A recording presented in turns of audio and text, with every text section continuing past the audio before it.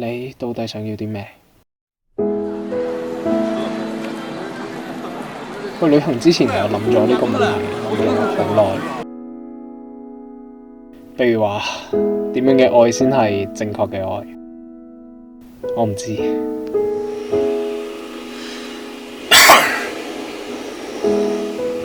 如果我真心鍾意一個人嘅話，我會想帶佢食過所有我食過嘅覺得好食嘅嘢，碰頭，時時刻刻關心佢，希望佢快快樂樂、健健康康、開開心心。仲有希望佢可以做到佢想做嘅嘢，想成為，即係希望佢可以成為佢自己想成為嘅。反正之前睇咗好多心理學相關嘅書，佢哋都話愛係對異質他者嘅積極關心，係積極生長嘅感情。他人呢個感覺其實好似冇咁得人驚。我前段時間發現其實自己我仲係嗰個3、4歲俾人韞咗喺屋企門口出面，又喊又嗌，用力拍門，但係都冇人理嘅嗰個細路。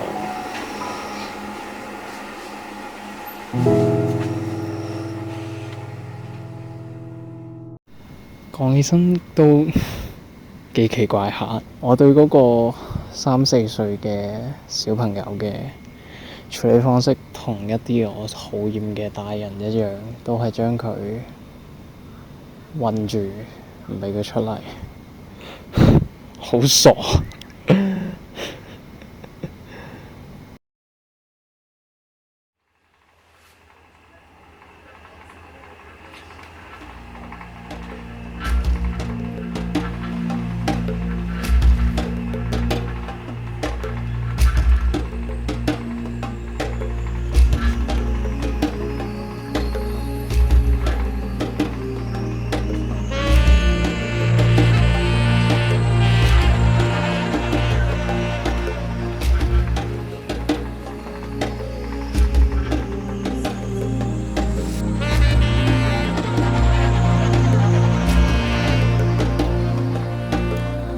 那邊的習慣嘛，有時候熱了豆，他家有的人有這種經歷嘛哈。對對。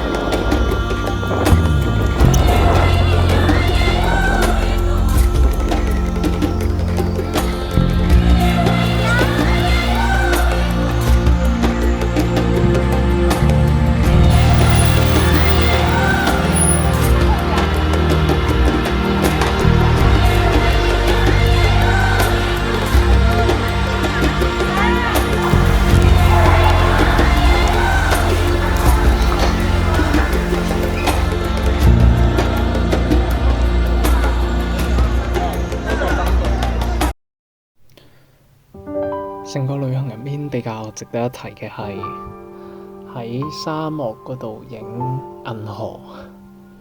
嗰晚識咗2個新朋友，然後我哋4個人就一齊喺沙漠上面一路傾偈，一路食沙，食到凌晨1點幾。然後景區入面嘅工作人員冇發現我哋，就將門閂咗。明明佢張門飛係話隨時出都得嘅，但係佢就係閂咗閘。我哋4條友就擒咗出去，然後打的去食宵夜。食完宵夜佢哋，我哋仲拉咗佢嚟我哋本身住緊嗰間民宿嗰度，幫民宿嘅老細揾咗2個新客。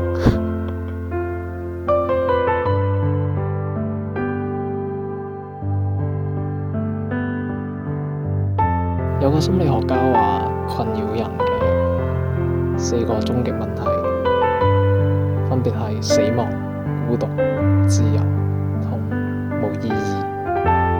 對我嚟講，最大困擾就係孤獨。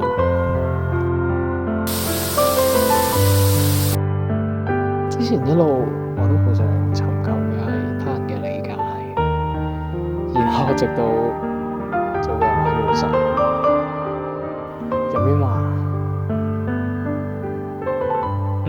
比理解更加好或者更加重要嘅係陪伴。我諗咗好耐。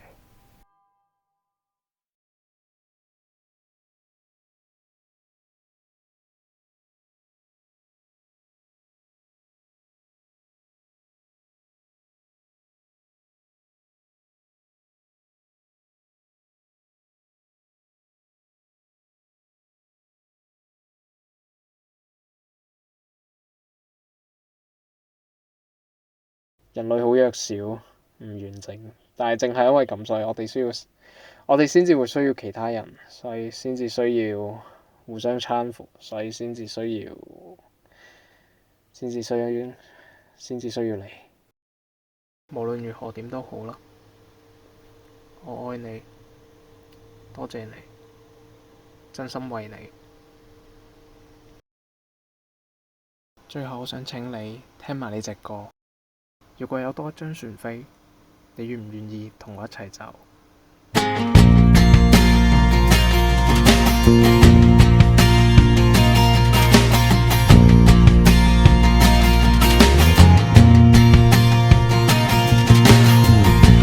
close my eyes and I keep seeing things, rainbow